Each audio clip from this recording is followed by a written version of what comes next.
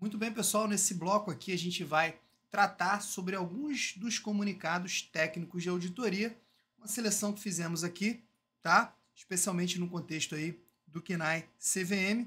A gente vai falar do CTA 05, 06, 23, 27 e 32, tá certo? Algumas breves considerações antes da gente passar pelos comunicados. Seguinte, não há, tá, um histórico. Aliás, há um histórico muito pequeno. Não, eu ia dizendo que não há um histórico grande de questões desses temas. As pouquíssimas questões que a gente tem desse tema, via de regra, são do EQT auditor, ou seja, do KNAI, especificamente do KNAI da prova da CVM. Tá certo?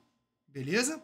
Então a gente não tem assim uma extensa base de histórico para a gente poder se debruçar e tratar dos principais pontos. Então a gente vai, obviamente, minha ideia aqui não é tratar, né, cada um desses 5 CTAs de forma muito extensiva. A gente vai ver os principais pontos acerca de cada um deles e aquilo que efetivamente vem aparecendo nas provas, ok?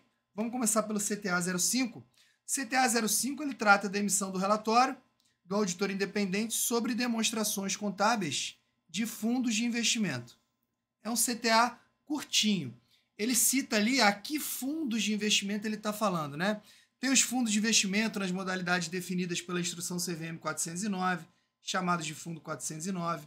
Tem o Fundo de Investimento em Direito Creditório, FIDC. Tem o Fundo de Investimento Imobiliário. Tem os fundos de investimento em participações. A tese central aqui é a seguinte, e é por isso que esse CTA existe, tá?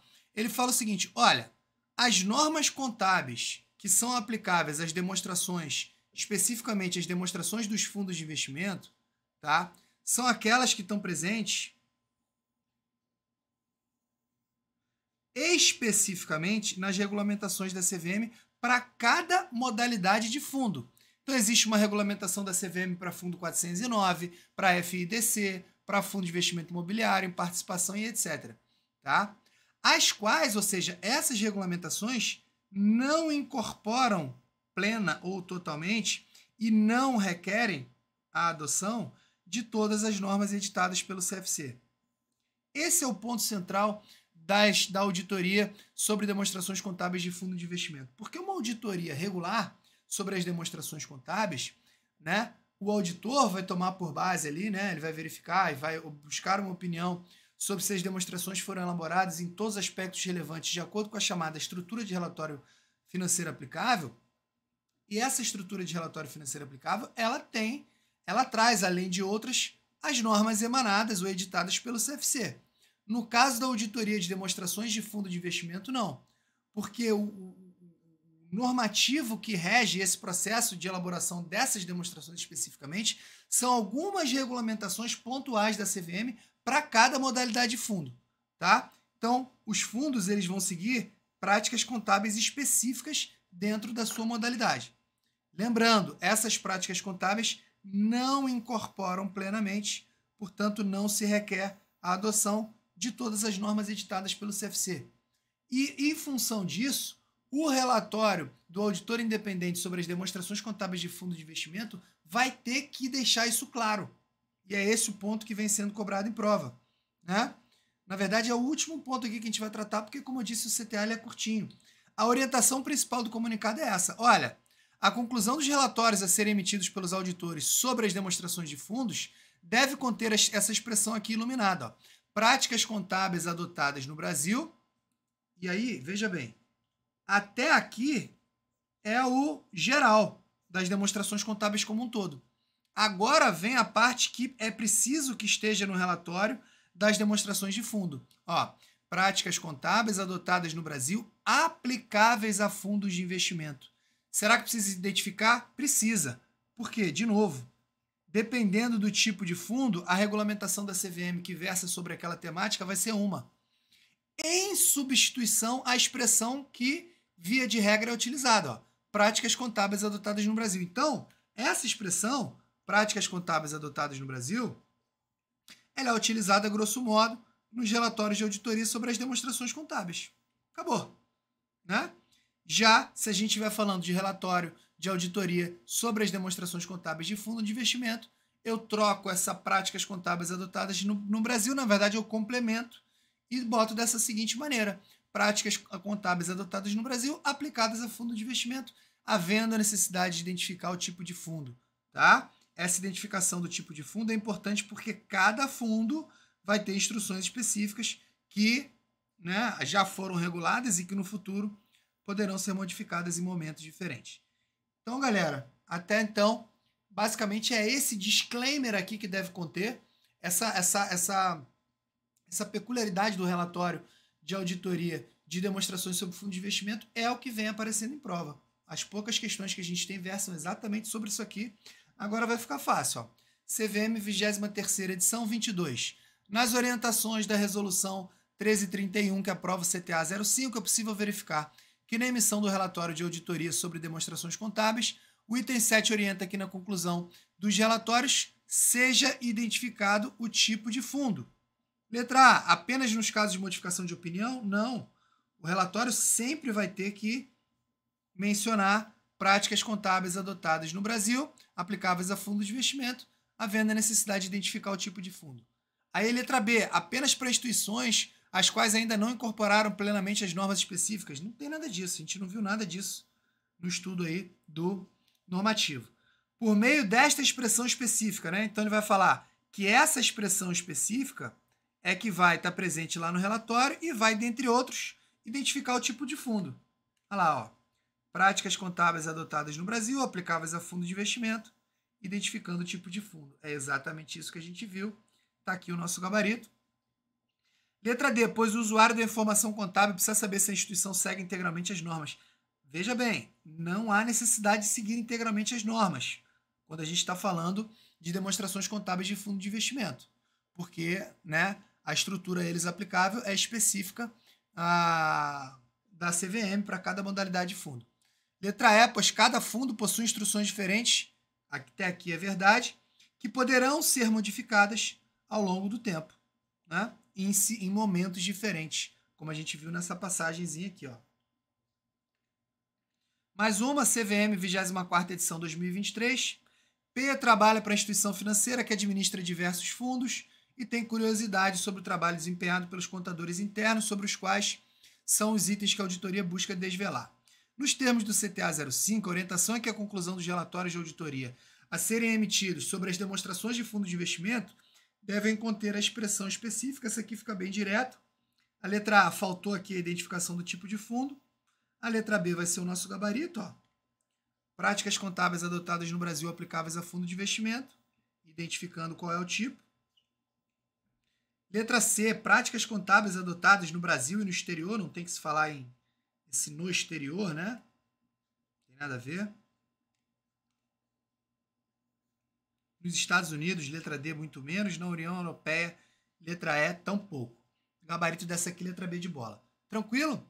Então, assim a gente fecha o primeiro CTA 05. Vamos ao CTA 06.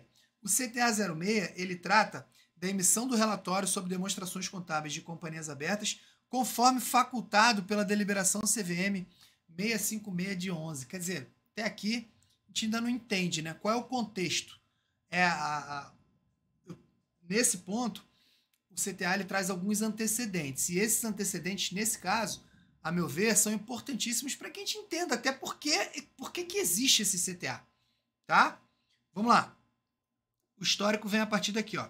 Em janeiro de 2011, a CVM emitiu a deliberação 656 e o cerne está aqui no sublinhado, ó, facultando as companhias abertas que optaram por não aplicar em suas informações trimestrais, ITRs, de 2010, as alterações introduzidas pelos pronunciamentos técnicos emitidos pelo CPC, tá? Facultou a essas companhias que optaram por não aplicar as alterações trazidas pelo CPC, facultou que elas pudessem reapresentar as ITRs, as informações trimestrais de 2010, comparativamente com as de 2009, também ajustadas às normas de 2010. Caraca, que imbróglio, né? Vamos lá. Então, a deliberação 656, na verdade, ela tinha dois cenários aqui, ó. Ou a companhia aplica, né, as suas informações trimestrais, as alterações introduzidas pelos CPCs, vou colocar aqui novos entre aspas, né? Porque a época da deliberação eram novos, ou facultativamente pode-se optar pela reapresentação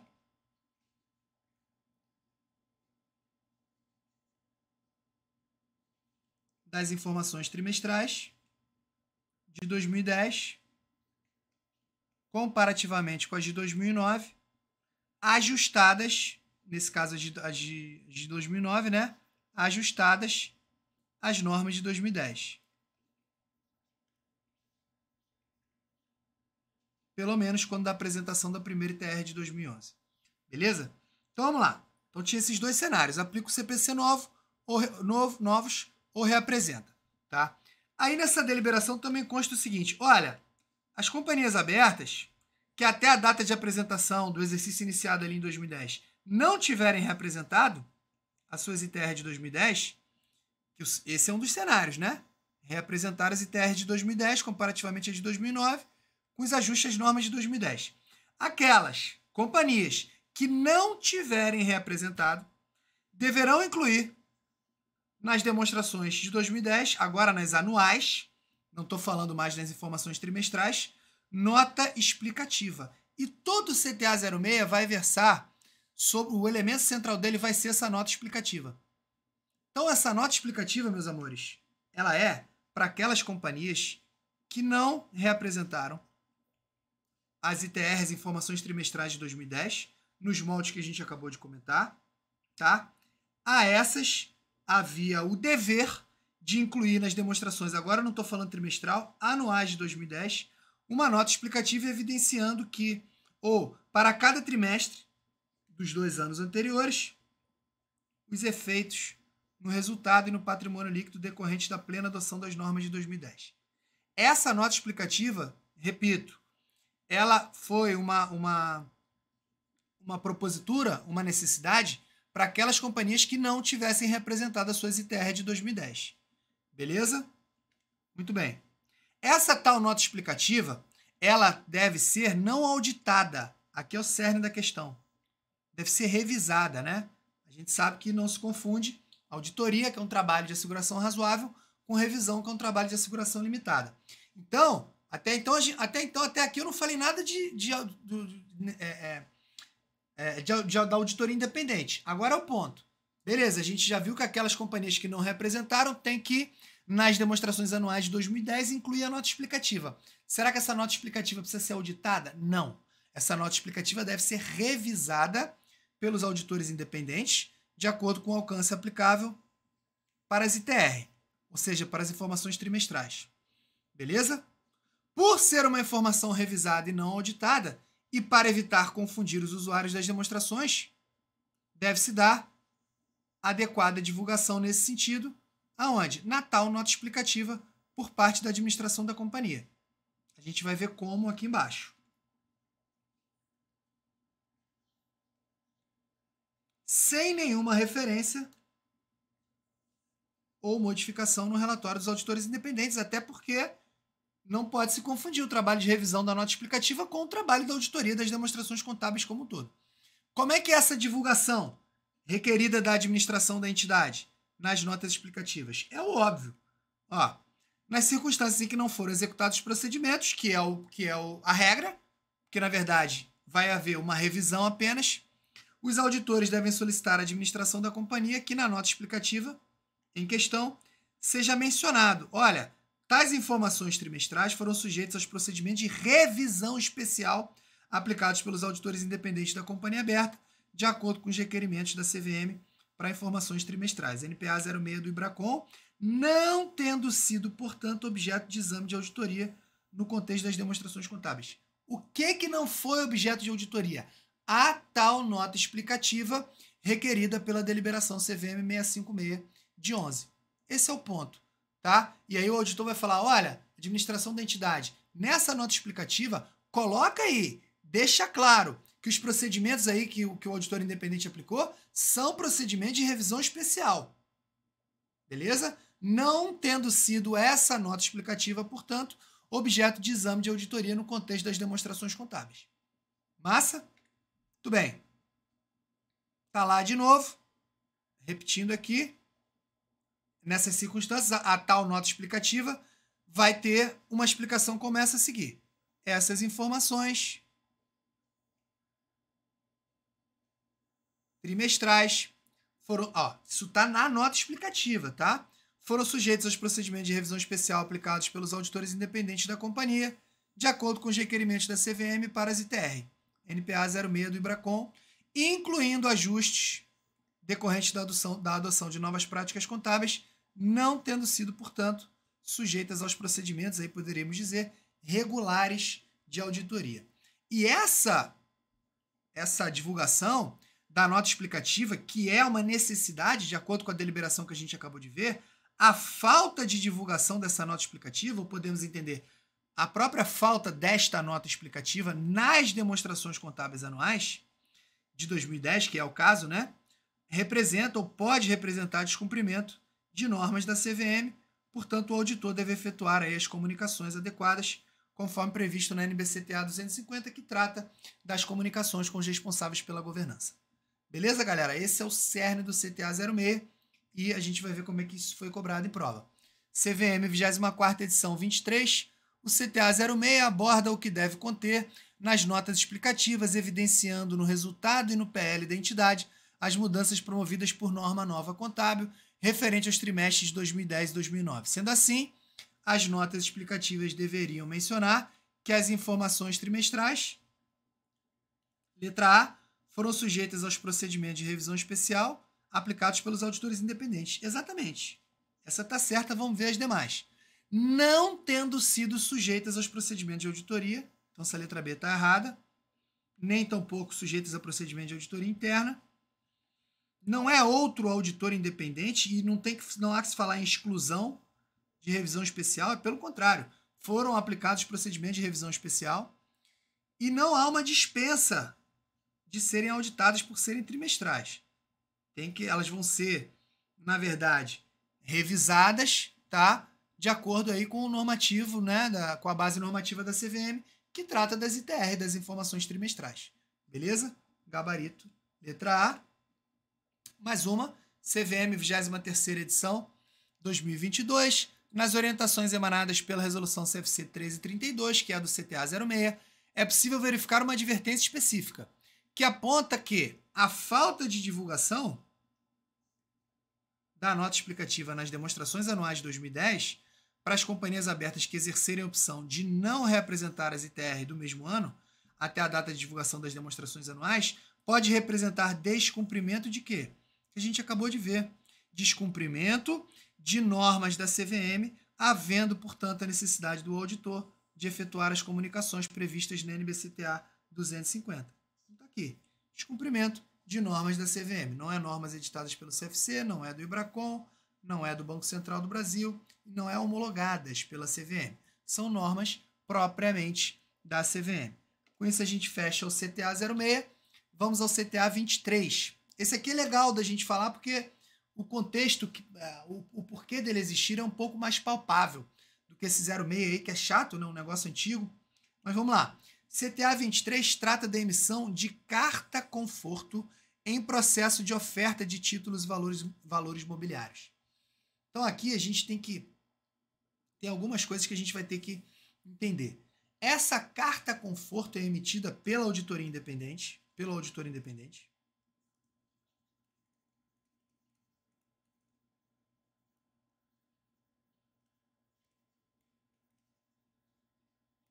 E ela vai versar, basicamente, sobre toda a conformidade que há no processo de oferta de títulos e valores mobiliários. Aí eu te pergunto, quem é o responsável pelo compliance, pelo due diligence, pelo compliance, ou pela conformidade nessa oferta de títulos e valores mobiliários? É o auditor? Não. É a pessoa da própria entidade aqui representada pelo coordenador da oferta. Um IPO, por exemplo, é uma oferta de valores mobiliários, ações em bolsa de valores, tá? Então vamos lá. O comunicado orienta os auditores quanto aos procedimentos que devem ser observados quando o auditor for contratado para emitir uma carta conforto em conexão com o processo de oferta. O objetivo da emissão dessa carta conforto é o de auxiliar o coordenador da oferta como parte do processo de diligência, né? Por isso que eu mencionei aqui do diligence ou conformidade. Diligência essa que não é responsabilidade do auditor, mas sim do coordenador da oferta, né? Que é representado aqui, é o representante, melhor dizendo, da entidade. Então, conforme previsto no NBC TSC 4400, uma carta de contratação que defina claramente o alcance dos trabalhos e as responsabilidades do auditor independente é requerida para emissão de carta conforto, né? Então, aqui, minha gente, qual que é o ponto? Se o auditor independente é contratado por emissão de carta conforto, se o auditor é contratado para emissão de carta conforto, como a gente viu, vai auxiliar o coordenador da oferta no processo de diligência, eu preciso evidenciar essa contratação e os termos dessa contratação, tá? Então, eu vou precisar de uma carta de contratação.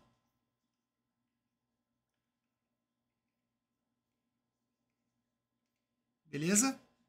Sendo celebrada entre quem? Claro, o auditor independente e quaisquer usuários desta, né? Da entidade, normalmente representado pelo emissor e pelo coordenador da oferta. Então, essa carta de contratação tem dois polos: auditor, do outro lado, o emissor, que é a própria entidade que está emitindo o título ou valor mobiliário, e o coordenador da oferta. Essa carta de contratação, que é celebrada com o emissor e com o coordenador da oferta, basicamente vai definir o escopo, né, do trabalho que o auditor vai fazer para emitir a carta conforto. Então, vai definir claramente o alcance dos trabalhos e as responsabilidades do auditor em relação aos serviços a serem por ele prestados na oferta, especificamente na emissão da carta conforto. E aí entra um ponto que já foi cobrado em prova. Os objetivos, cuidado, minha gente, aqui são os objetivos subjacentes não da carta conforto, mas da carta de contratação, que é aquela que vai delimitar o alcance do trabalho do auditor, justamente de emissão da carta conforto, né? Então, os objetivos subjacentes aí a essa exigência de obtenção pelo auditor de carta de contratação, assinada pelo próprio auditor e do outro polo, emissor e coordenador da oferta, são as seguintes. Então, a ideia aqui é, por que eu preciso de uma carta de contratação? Simples, né? Essas são 5 alíneas, A, B, C, D, E. Na verdade, não, são mais, são 8. Até H, tá? De novo, isso aqui tudo já foi cobrado em prova, a gente tem que estar ligado nos atores. Ora a gente vai estar falando do auditor independente, ora a gente vai estar falando do emissor, ora a gente vai estar falando do coordenador da oferta. E isso aqui a banca jogou justamente para confundi-los nesse ponto, né? Mas os objetivos subjacentes, não da carta conforto, da carta de contratação, são limitar a finalidade das cartas conforto à prestação de suporte no processo de diligência, que é de responsabilidade do coordenador da oferta e não do auditor. Tornar claro que a emissão da carta conforto não cria qualquer responsabilidade adicional ao auditor perante o coordenador da oferta e o emissor, tá? Isso em relação aos relatórios de auditoria e outros que tenham sido emitidos anteriormente, porque uma coisa é uma coisa, outra coisa é outra coisa. Uma coisa é a emissão de carta conforto, a outra coisa é o processo de auditoria independente normal. Esclarecer que o coordenador da oferta não deve depender apenas do auditor para realizar sua diligência. Qual é a ideia aqui? A carta conforto ajuda o coordenador da oferta no processo de diligência, mas ele não pode depender apenas do trabalho do auditor independente da emissão dessa carta. Esclarecer que o único responsável pela definição do alcance do trabalho do auditor é o coordenador da oferta. E aqui a gente está falando do alcance do trabalho que o auditor executará nesse processo de emissão da carta conforto. Assegurar que há um entendimento comum quanto às limitações inerentes aos procedimentos aplicados pelo auditor e que o auditor independente, não busca a identificação de fraudes ou atos ilícitos praticados pela administração do emissor. Até porque a identificação de fraude não é, nunca foi, nem nunca vai ser uma responsabilidade principal da auditoria independente. Beleza? Depois, identificar quem vai emitir a carta conforto, que é o auditor independente, e mais ainda, identificar esse cara como o único responsável pelos serviços a serem prestados. E aí eu estou falando em relação justamente à carta conforto, né? E restringir a utilização, circulação e citação das cartas de conforto. Veja bem, a restrição, obviamente, é a terceiros. Pulei a letra F, né? Definir a legislação de regência e o foro, que se aplica à relação entre os destinatários da carta e o auditor independente. Importante isso aqui.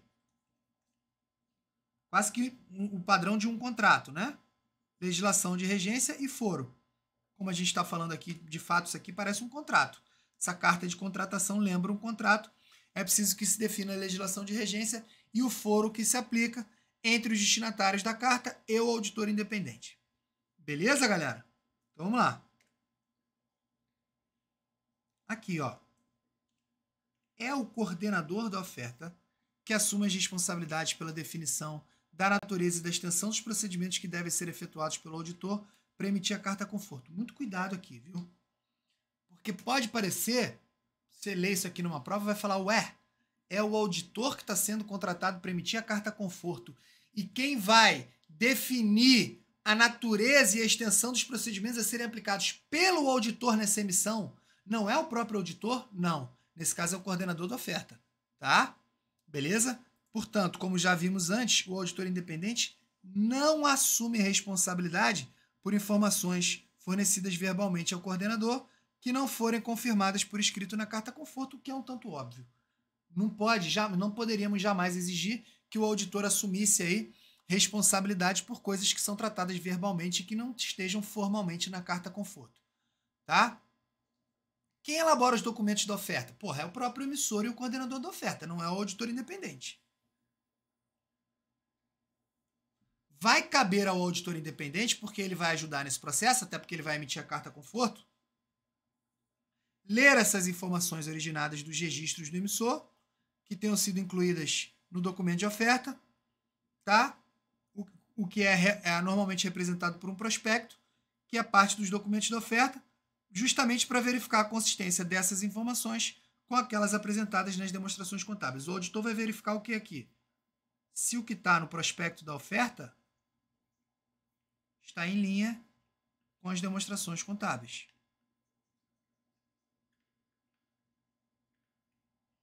Beleza?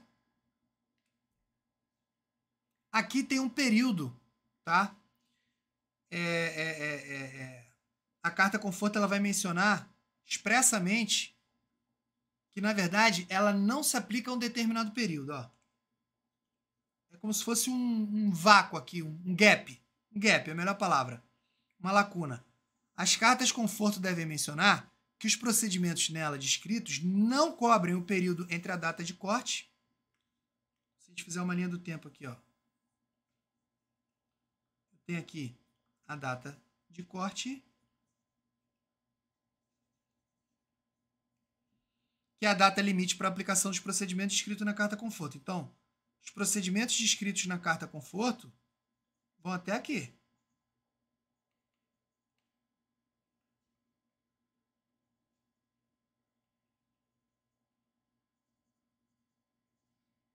Tá? Então, não cobrem o período entre a data de corte e a data da emissão da carta. Por quê? Esse gap aqui, a gente pode imaginar ele como sendo um tempinho aí razoável para o auditor poder trabalhar na emissão da carta conforto, né? Ele fala, olha, apliquei os procedimentos até o dia, sei lá, 30/10, emiti a carta aqui no dia 3/11. Então, não cobra esse período. Entre a data de corte e a data de emissão, normalmente não excede o período de 5 dias. Então, no máximo, aqui normalmente, né? No máximo, 5 dias para esse gap aqui. Então, vamos lá, galera. Fechamos aí a parte teórica. Vamos ver as questõezinhas que já abordaram essa bagaça. Primeira, CVM, 23ª edição, 22, o CTA 23, o qual dispõe sobre procedimentos observados quando o auditor for contratado para emitir carta conforto, em conexão com a oferta de títulos e valores, aponta que a carta de contratação celebrada com o emissor e com o coordenador de oferta apresenta alguns objetivos subjacentes. Um desses objetivos é o seguinte, vamos lá. O que a carta conforto esclarece é que não o emissor, cuidado, eu falei para a gente se ligar nos atores, mas o coordenador da oferta é o único responsável pela definição do alcance do trabalho a ser executado pelo auditor. Cuidado, quase certo isso aqui, ele trocou emissor por coordenador da oferta. B, esclarecer que o auditor não deve depender apenas do emissor, é o contrário, né? É esclarecer que o coordenador da oferta não deve depender apenas do auditor independente, como a gente viu. C, limitar a finalidade das cartas conforto à prestação de suporte como um dos procedimentos da diligência de responsabilidade de quem é a responsabilidade dos procedimentos de diligência, minha gente? Do coordenador da oferta. Não é do auditor independente. D, restringir a utilização, circulação e citação das cartas conforto a terceiros, né? A restrição de utilização é a terceiro. Claro que o emissor e o coordenador da oferta vão utilizar. E, como eu falei, carta de contratação tem um elemento que é comum aos contratos, que é a definição da legislação de regência e o foro que se aplica à relação entre os destinatários da carta e o auditor independente. Esse sim é um objetivo subjacente da carta de contratação e é o nosso gabarito. CVM, 24ª edição 2023, CTA 23, dispõe sobre procedimentos observados. Tudo repetição, ó. As cartas conforto, a partir daqui, devem mencionar que os procedimentos nela descritos não cobrem um determinado período, definidos por datas inicial e final. A data inicial representa a data limite para a aplicação dos procedimentos descritos nas cartas. Assim, o período não coberto situa-se entre a data de corte e a data de emissão da carta, como a gente viu anteriormente, gabarito letra A. Geralmente, não ultrapassa 5 dias. Não é data de emissão e documento de oferta, não é disponibilização, não é emissão aqui primeiro, não é prospecto e data de oferta inicial. Entre a data de corte, que é a data limite para aplicação dos procedimentos descritos na carta, e a data de sua emissão. Beleza? Vamos ao CTA 27, que dispõe sobre o relatório acerca de demonstrações contábeis e especificamente de entidade de incorporação imobiliária. Esse também é chatinho, igual o CTA 06, não é algo tão palpável, é por conta de um imbróglio normativo de aplicação. A CVM entrou na jogada e falou, vem cá, entidade de incorporação imobiliária, tem ali um período do tempo, será que a elas se aplica a novidade até então da NBC-TG 47? NBC-TG e CPC a gente sabe que é a mesma coisa, né? NBC-TG 47, receita de contrato com o cliente, ou CPC 47, receita de contrato com o cliente, ou se aplica, né, outras orientações, outros OCPCs. Esse é o pano de fundo do CTA 27, tá? Então essa orientação aqui do comunicado se fez necessária em função do andamento das discussões sobre o impacto do CPC 47 ou da NBC-TG 47, receita de contrato dos clientes, nas demonstrações de entidades de incorporação imobiliária. Beleza? A correlação internacional do CPC 47 é o IFRS 15, Revenue from Contracts with Customers, que é emitido pelo IASB, né? O CPC NBC-TG 47, ele substitui uma pancada de coisa, entre outros NBC-TG 30 e o NBC-TG e a NBC-TG, o CPC 17, né? Estabelecendo princípios e critérios a serem adotados para quê? Para o reconhecimento, mensuração, apresentação e divulgação, justamente daquilo que está no nome dele, né? da receita de contrato com o cliente, inclusive da venda de unidade imobiliária não concluída. Por isso que isso aqui afeta muito a demonstração de entidade de incorporação imobiliária. Aqueles brokers, né? Que fazem aí lançamento de imóveis na planta e etc. Que é essa venda de unidade imobiliária não concluída. Então, de acordo com a legislação, digamos, nova, tá? A NBC-TG 47, eu digo nova entre aspas, tá, minha gente? Porque ela gerou a novidade, mas no momento do tempo que a gente está vendo isso aqui, essa novidade já ficou para trás. Mas é nova em comparação com os outros ali, o NBC-TG 30, NBC-TG 17. Né? Então, de acordo com a legislação, ou com a normatização nova, essas entidades de incorporação imobiliária, especialmente, mas as entidades a quem se aplica a receita desse contexto aqui, né? De receita de contrato com o cliente, a entidade deve identificar quais são as promessas de transferir ao cliente o bem ou serviço e avaliar quais dessas são distintas para as quais a entidade avalia o reconhecimento de receita de forma individual. Então, assim, sem entrar tanto no mérito dos aspectos contábeis, quando a incorporadora imobiliária ela faz ali a venda, por exemplo, de uma unidade, de um apartamento na planta, ela tem essa promessa de transferir um bem ou serviço, né? Vamos pensar no imóvel, ao cliente. E aí a normatização diz o seguinte, olha, a entidade vai ter que identificar quais as promessas e avaliar quais dessas promessas são distintas para as quais a entidade avalia o reconhecimento de receita de forma individual. Então vai ter o reconhecimento da receita de forma individual de um lado, o reconhecimento dessas promessas de outro. Tá? Então vai ter a chamada obrigação de performance a essas promessas, né, e que sejam distintas. O reconhecimento, portanto, da receita de contrato com o cliente passa a ter nova disciplina normativa do CPC 47, baseada na transferência do controle do bem ou serviço prometido.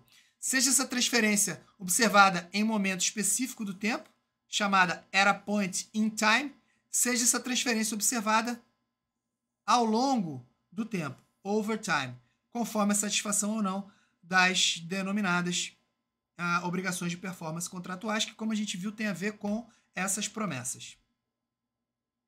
Então, esse é o ponto aqui que vem sendo cobrado. Tudo que eu falei até então é pano de fundo para a gente entender esse negócio.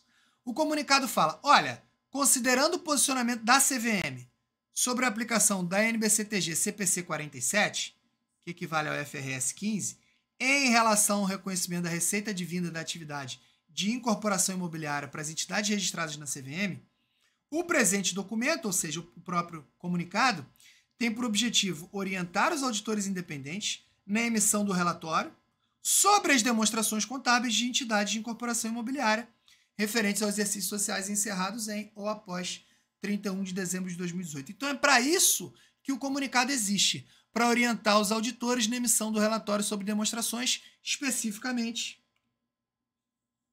de entidades de incorporação imobiliária. Tá? E o que mais? Qual é o posicionamento da CVM? Qual é o normativo que tem que ser aplicável?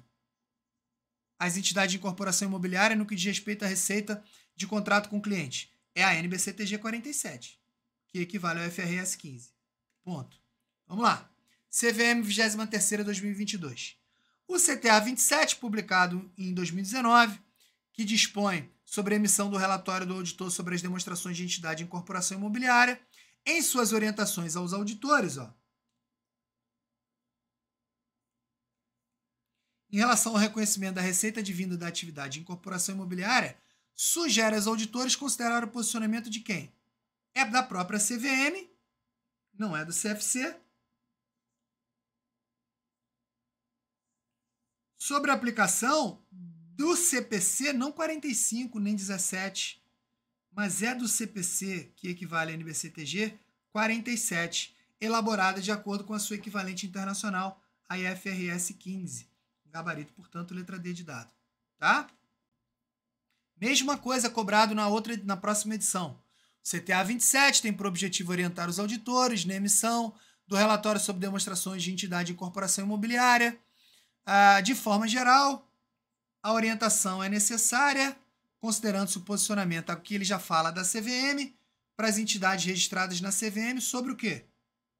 Sobre a adoção da IFRS 15 nas variações do patrimônio líquido. É IFRS 15, né? Mas, na verdade, a IFRS 15 é a equivalente internacional. E não é de forma ampla a variação do patrimônio líquido. É como a gente viu a orientação da CVM no sentido pela aplicação da NBCTG 47, justamente no reconhecimento da receita advinda da atividade de incorporação imobiliária.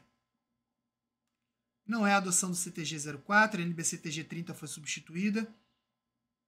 A letra E, adoção da IFRS 15, subsequente publicação da NBCTG 47, não é reconhecimento de operações de vendas e despesas correlacionadas. Tá? Gabarito, letra B de bola. Com isso a gente fecha o CTA 27 e vamos para o último desse bloco, que é o CTA 32.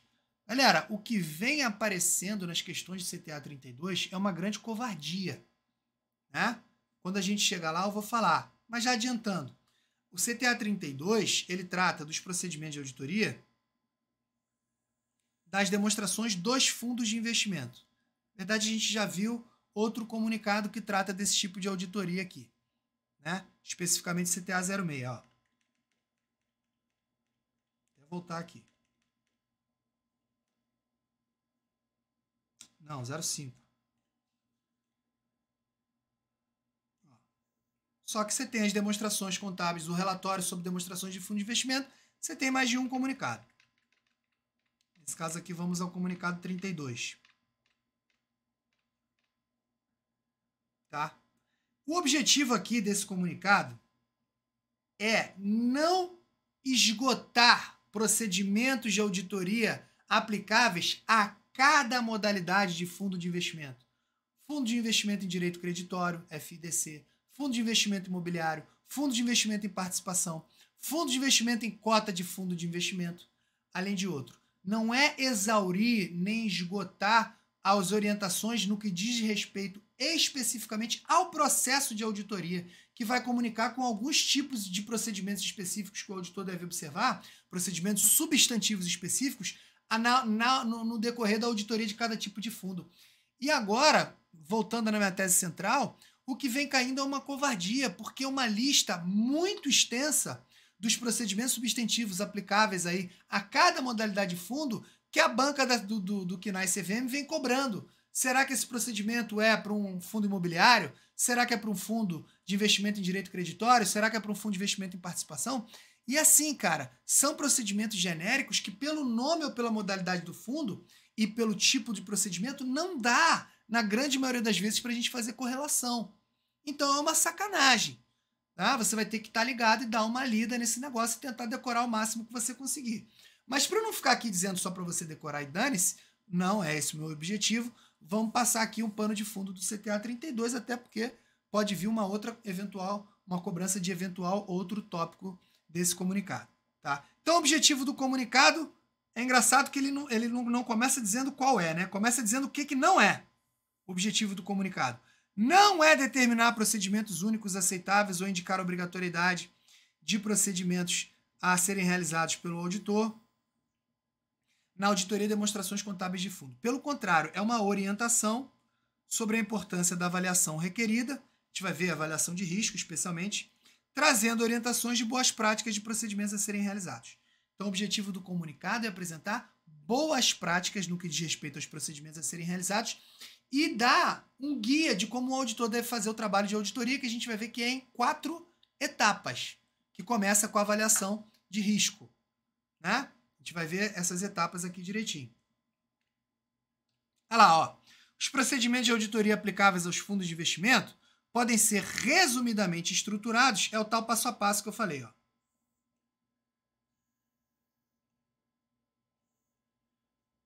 Os procedimentos vão seguir essa estrutura aqui, ó. Vou até numerar. 1, 2, 3, 4.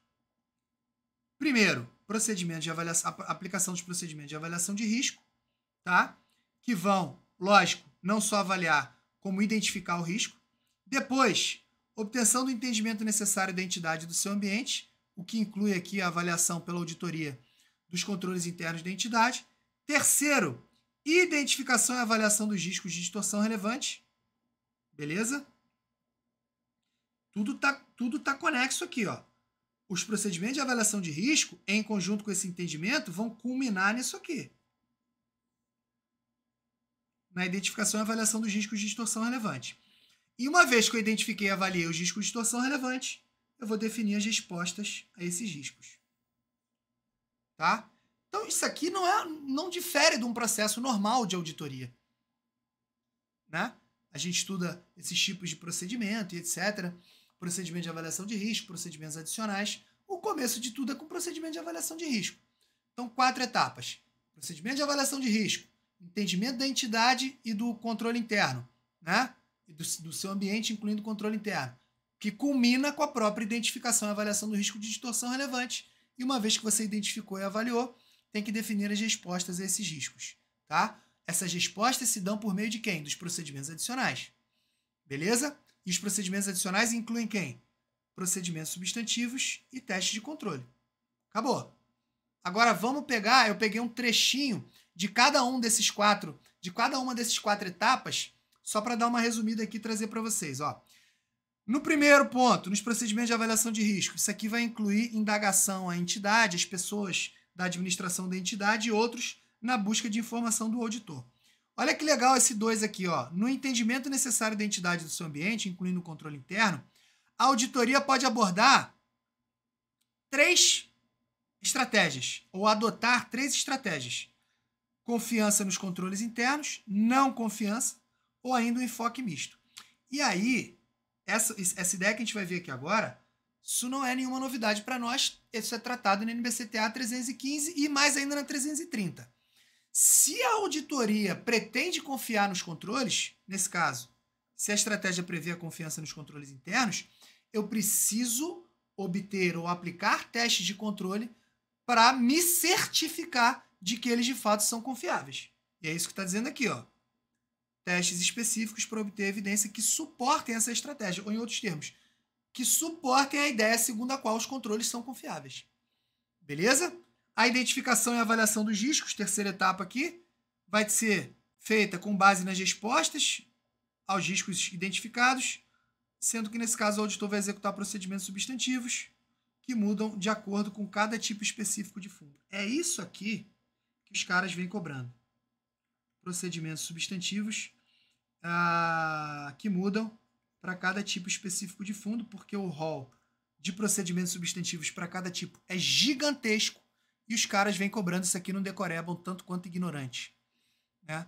E a definição das respostas a risco, como eu falei, vai ocorrer por meio dos procedimentos substantivos e pelos testes de controle. Então, galera, eu não vou aqui, que eu acho que é muito contraprodutivo, ficar elencando esses tipos específicos de procedimento. Vamos ver mais ou menos como é que a banca vem cobrando e você vai ter que fazer esse dever de casa de dar uma lida nesse negócio, porque é muito decoreba, um decoreba um tanto quanto ignorante. Ok? CTM, 23ª edição 22. O CTA 32 dispõe sobre procedimentos a serem considerados no processo da auditoria de demonstrações de fundo de investimento. Esses podem ser resumidamente estruturados, levando-se em consideração, dentre outros, a definição das respostas aos riscos de distorção relevante, são aqueles procedimentos substantivos e testes de efetividade e controle. Dentre os principais, procedimentos substantivos apontados como aplicáveis individualmente a cada tipo de fundo, é possível verificar o letra A. Obtenção da evidência de propriedade do custodiante sobre a participação em suas controladas. Exemplo, circularização, documentações societárias, livro registro de ação e etc., aplicável aos fundos de investimento em participação, FIP ou FIP. De fato, galera, existe um procedimento substantivo que lembra isso aqui, que são aplicáveis aos FIP. Só que qual é o erro? Olha que maldade. O procedimento seria obtenção de evidência da propriedade do fundo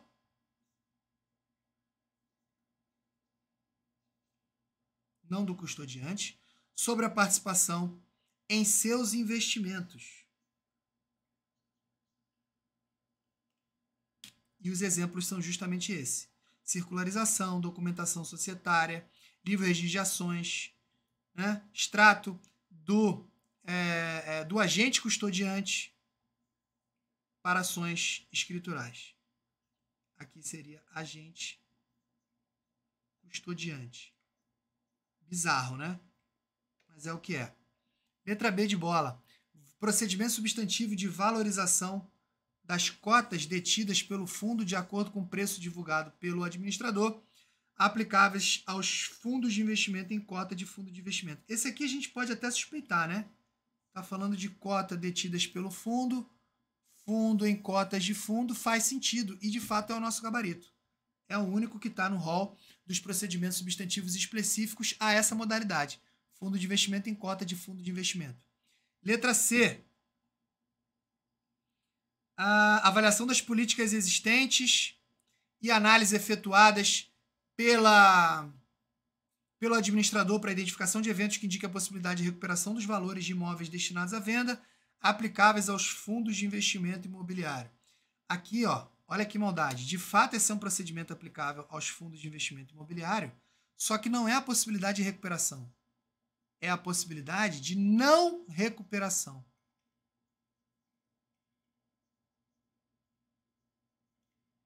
Tá? O que faria sentido, né? O foco é na possibilidade de eventos que indiquem a não recuperação dos valores de imóveis destinados à venda. Maldade, mas é o que é. Letra D. Esse aqui, ó, confronto das principais adições e exclusões incluídas na base de cálculo de distribuição de rendimento com as documentações de suporte, é um procedimento específico existente, só que não é aplicável ao FIDC, mas são aplicáveis aos FII, Fundo de Investimento Imobiliário. Confronto da quantidade de cotas detidas pelo fundo com os extratos do administrador, aplicável ao fundo, não é aplicável ao FIDC, olha que maldade. É aplicável ao fundo de investimento em cota de fundo de investimento. Ó, lembrou a ideia de cota aqui, né? Tá? E não é extratos do administrador, é extrato do custodiante dos fundos investidos.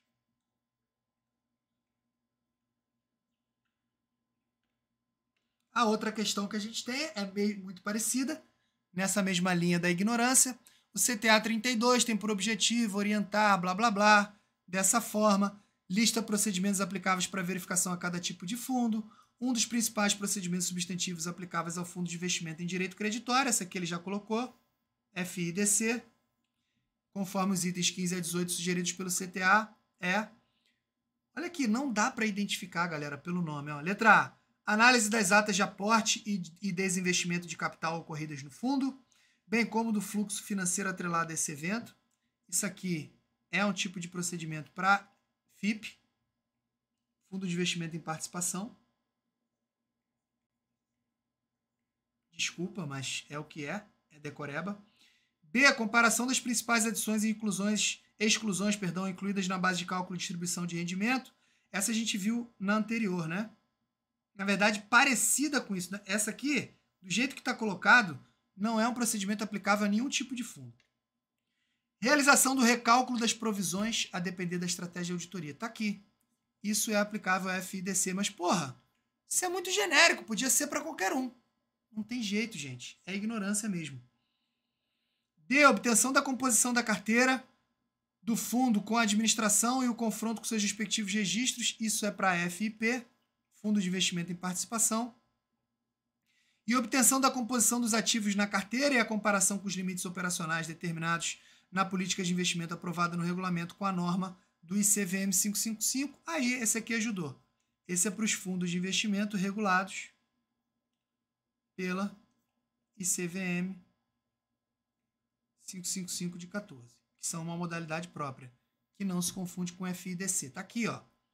Fundo de investimento em direito creditório tem uma porrada de procedimento, dentre eles a realização do recálculo das provisões a depender da estratégia de auditoria. Tá? Por isso o gabarito dessa questão é a letra C. Vamos chegando aí ao final desse bloco. Espero que vocês tenham gostado. Até o próximo. Tchau, tchau.